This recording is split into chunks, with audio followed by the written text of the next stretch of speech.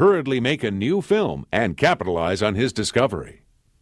Von Sternberg continued to mold her into a figure of erotic fantasy.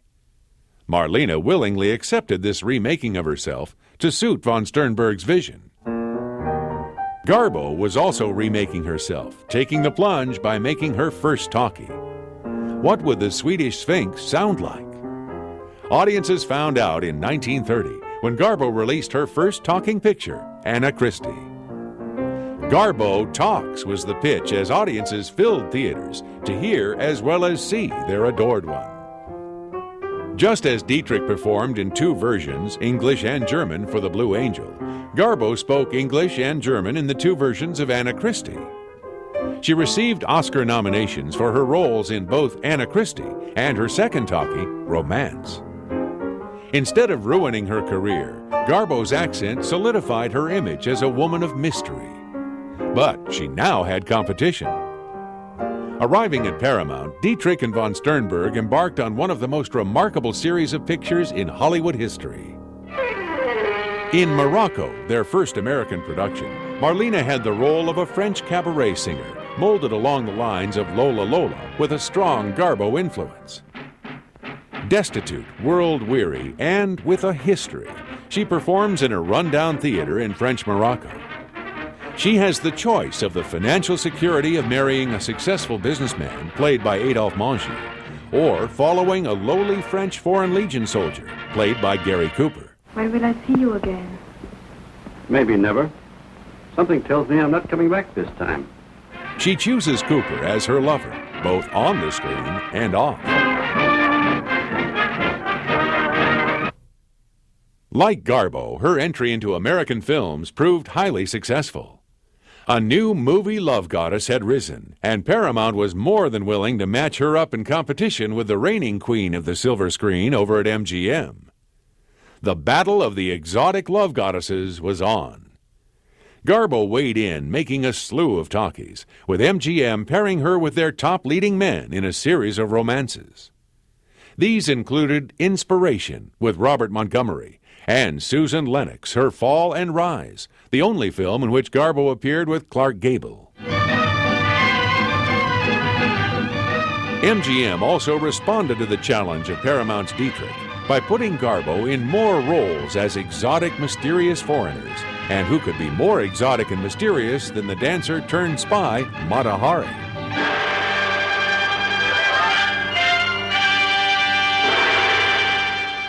Although their studios cast them as rivals, Greta is said to have admired Dietrich, while Marlene denied she was imitating Greta, saying there is nobody else like Garbo. Grand Hotel exemplified the kind of film for which MGM became famous. Big, glamorous, and full of stars. I was ambitious then. We were drilled like little soldiers. No rest, no stopping. I was little, slim, but hard as a diamond. Then I became famous and... But why am I telling you all this? Set in post-war Berlin, it tells the story of several disparate characters and their intertwining affairs.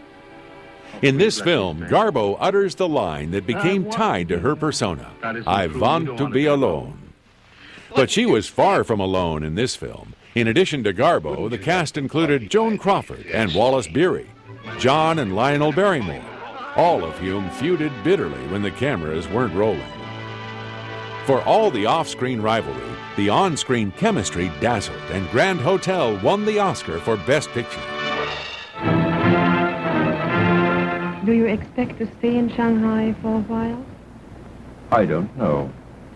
Then we ought to see each other a lot. Perhaps. Why is he tied up? I'm going to present him with a small token of my esteem. You don't dare harm him. You promised to return him. I didn't say in what condition.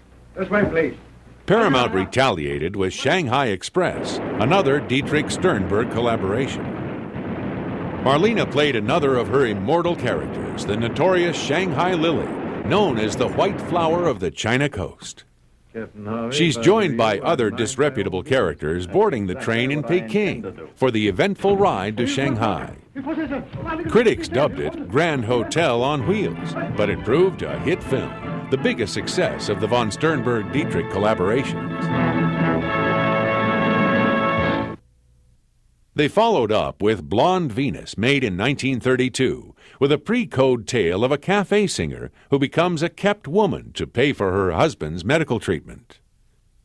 Though remembered for the hot voodoo scene in which Marlene emerges from a gorilla suit, it was also a notorious box office dud. The battle of the Euro divas continued. Garbo made As You Desire Me with Melvyn Douglas, Eric von Stroheim, and Hedda Hopper. I played her sister in As You Desire Me, and for a brief time, she dropped her shyness, and I found behind the legend the person, warm, charming, intelligent, all the things I'd been told by the people who had worked with her. Over at Paramount, Dietrich made Song of Songs, playing against type, a naive country girl. Not so naively, Marlene reportedly posed for the nude statue prominent in the film. Its director, Ruben Mamoulian, showed the movie to Garbo to convince her to let him direct her next picture, instead of another candidate, Dietrich's own Joseph von Sternberg. Whether it was the movie or the man, she picked Mamoulian, both as her director of her next film and as her new off-screen romance. The fan magazines hinted at marriage, but Garbo remained as reticent as ever, in part because of her shyness. And I loved her, and I knew her, nobody knew her. The more remote Garbo became, the more fans clamored to hear more about her. She was not always loyal to her friends. If you ratted out on her to the press, she would never speak to you again. Marlene also liked to keep the fans guessing. Along with her affairs with von Sternberg, Marlene's lovers included Gary Cooper, Maurice Chevalier, Douglas Fairbanks Jr., Ronald Coleman, Richard Barthelmess, Brian Ahern, and Ernest Hemingway. She was even sometimes seen in the company of her husband, throwing the gossip columnists into confusion. Marlene also had sexual relationships with the eccentric Spanish screenwriter Mercedes de Acosta and other women. De Acosta also boasted of an affair with Greta Garbo. The veracity of de Acosta's claims are unknown, since Garbo, true to nature, neither confirmed nor denied them. She continued to weave a web around herself of aloof remoteness, refusing to grant interviews, disdaining the public, always craving to be left alone. If Greta was mysterious, Marlene was bewildering. She too could be remote and aloof, presenting an image of mystery, but she loved to drop hints everywhere, parading her string of lovers before the cameras, then brushing off the questions of reporters. At times, these two movie goddesses seemed to be not merely foreign, but otherworldly, if not alien. Sometimes even star-worshipping fan magazines lashed out of the veils of mystery and aloofness of these Euro divas. While Garbo remained enigmatic, Marlene tested the times with her audacious behavior. Above all was the projection of a kind of androgyny in her pictures and her public appearances, presenting herself as desirably feminine with overtones of dangerous masculinity.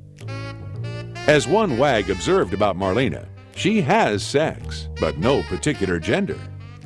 This image had been strongly influenced by von Sternberg, who dressed her in men's clothing in several of their films, which also included lesbian overtones. He had Dietrich kiss a woman in Morocco and ogle a chorus girl in Blonde Venus. Marlene enjoyed wearing men's garb in her films so much, she carried it over into her off-screen life. Often seen at public appearances wearing top hat, bow tie, and tails, she was dubbed the best-dressed man in Hollywood. When approached by Paramount to possibly replace Dietrich on Blonde Venus, Tallulah Bankhead replied, "Oh goody, I always wanted to get into Marlene's pants." Androgyny aside, Dietrich helped start the vogue of wearing slacks, making them acceptable to heterosexual women. As if following Dietrich's lead, Greta wore pants in her next movie. Queen Christina found Garbo returning to her Swedish roots.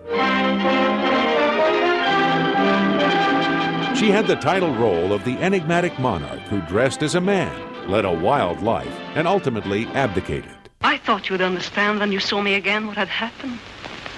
That it had been so enchanting to be a woman. Not a queen, just a woman in a man's arms. At her insistence, Garbo also reunited with John Gilbert, whose career had gone downhill with the advent of talkies. This tale of a queen renouncing her throne would prove prophetic for Garbo.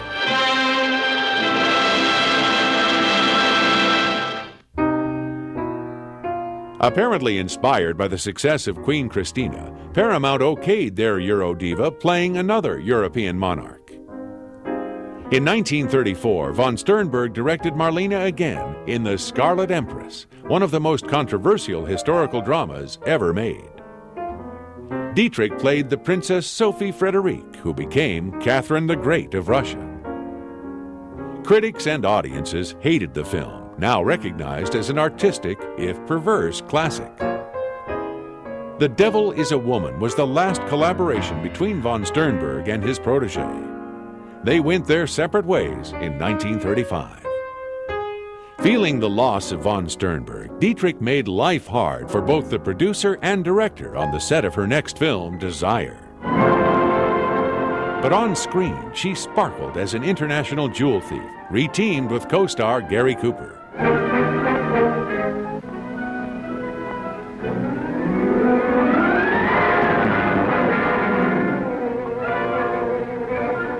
I was really afraid. Of what? Of you?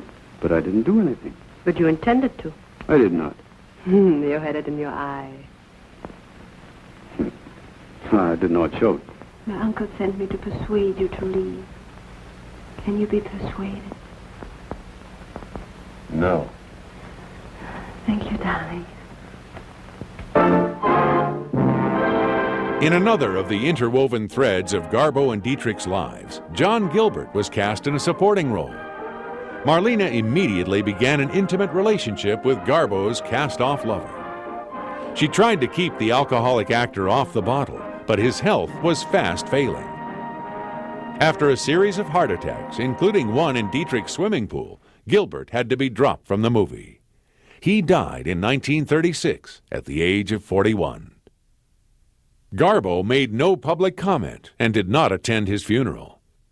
But Dietrich did, collapsing in the aisle of the church in her grief. In 1935, Garbo reprised her role of Anna Karenina, which she had originally played in 1927 opposite Gilbert. This time, she shared the screen with Frederick March and Basil Rathbone. You're going away with me. Yes. Yes, Alexei. Don't leave me. Ever again. I told you that before you went away. You undertook to bear that penalty. You will bear it. And I have had to bear mine. Do you hear? Do you hear? Why didn't you tell me? I didn't think you cared what happened to me. Anya, dearest, how can you say that? I love you. I love you, Anya. Do you? Don't doubt it. I know now that there's no escape for me. I love you, Alexei. I love you. For her performance, Garbo was given the New York Film Critics Award for Best Actress, which she would also win a year later for her next movie,